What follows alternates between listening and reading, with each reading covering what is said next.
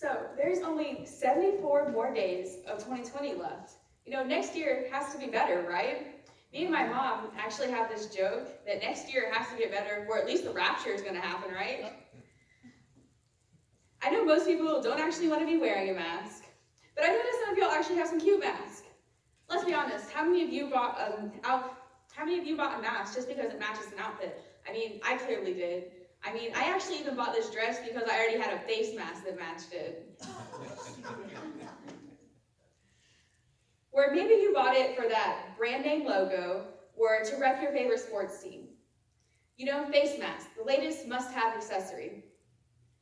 I try to have enough masks to match every outfit.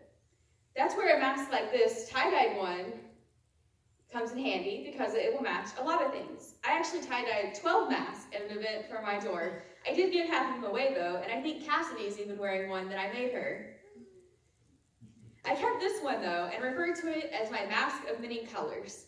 I think if Joseph's story was set today, he would have a mask like this. I know you've probably all heard the story of Joseph before, but let me give you a recap. When we first hear of Joseph, he's just living his normal life. He lives with his family, which includes his mom, dad, and a lot of half-brothers, and his father's other wives. Now, I know this doesn't sound normal, but it was his normal.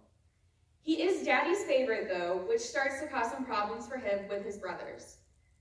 His dad even gave him a special coat of many colors, and in today's time, I think it would come with a matching face mask of many colors. Matters got worse when Joseph started having dreams that sounded like his brothers and parents bowing down to him like he was the king. One day, Joseph went to check on his brothers in the flocks. His brothers were so jealous that they were planning on killing him. But Reuben talked the others out of that plan. He suggested instead they throw him into an empty cistern so Reuben could secretly come back and return Joseph to their father. His brothers then ripped off Joseph's special robe and threw it in the cistern. They decided that wasn't enough though, and then sold him into slavery. Hey, 2020 is bad, but at least we aren't slaves. He ended up in Potiphar's house, and things started to look better for him. That didn't last long though. Potiphar's wife wanted Joseph, but Joseph remained loyal to his master. Potiphar's wife then accused him of things that landed him in jail. While there, he met the cupbearer and baker for Pharaoh. They had these weird dreams that Joseph was able to interpret with the help of God. I sometimes wish I had someone to interpret my weird dreams. I hope mine had a meaning closer to the cupbearer than the baker though, because the cupbearer was told that his position would be restored, while the baker was told he was going to be impaled on a pole. Joseph's only request to the cupbearer is that he remember him once his position was restored and mention him to Pharaoh. The cupbearer was restored, but he forgot about Joseph. Everyone has had a rough year, but Joseph had many rough years. A good chunk of his life was rough. His brothers hated him, he was left in a hole by them and then sold into slavery. He was put into prison for something he didn't do, and he was forgotten. His story doesn't just end with him being forgotten, though. Pharaoh starts having dreams that need interpreting, and the cupbearer remembers Joseph. Pharaoh sent for Joseph, and Joseph interpreted the dreams again with the help of God. Pharaoh's dreams meant that there were going to be 7 years of abundance and then 7 years of famine, and Joseph was put in charge to help set aside food for the years of famine. Joseph, through this position, got reunited with his family and became only second to Pharaoh. Joseph's life never went back to his normal, but it still ended up good. For a while, Joseph's life just seemed like one bad thing after another, kind of like 2020. Joseph made it through all the rough times though, and so will we, because just like Joseph, we have God by our side. We need to recognize that God is always there, even when it seems like he may have forgotten us. Even when we can't see God, he is still working. God has a plan for our lives.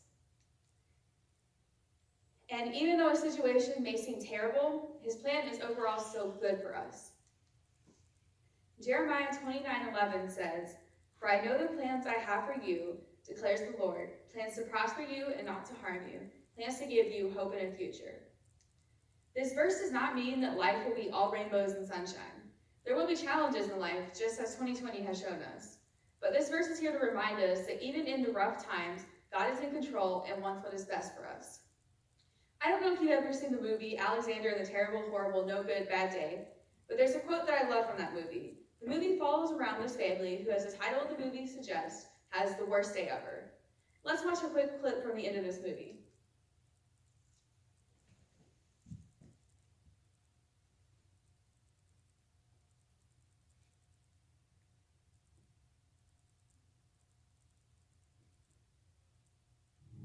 It's my job to take care of you guys. And make sure you don't have bad days. And when you do, it's on me. Ben, I think that you just gotta have the bad days so you can love the good days even more. This day has been terrible. Terrible. Yeah. Oh. A no good, very bad day. Oh. Well, you know what I think? I think this day sucks!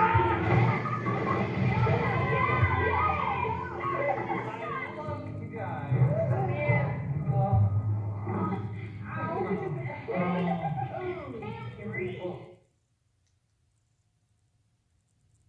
I love the response that Alexander gives.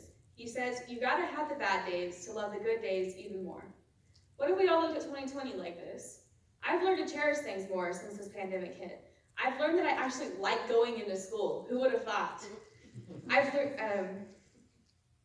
learned not to take for granted going to just a restaurant or just being able to go and get my hair cut. I don't know about you, but I've missed this while we were stuck at home. Zoom church isn't the same as in-person church. Isn't it a blessing that we can all safely gather here today? I'm not saying you can't feel sad when your plans get canceled or you don't get to see your friends. You can still have your kick the trash can moments. But you just need to remember that God is in control and will work everything out for his good. The time we are in won't last forever, and we may never go back to our original normal, but things can still turn out good. God is good.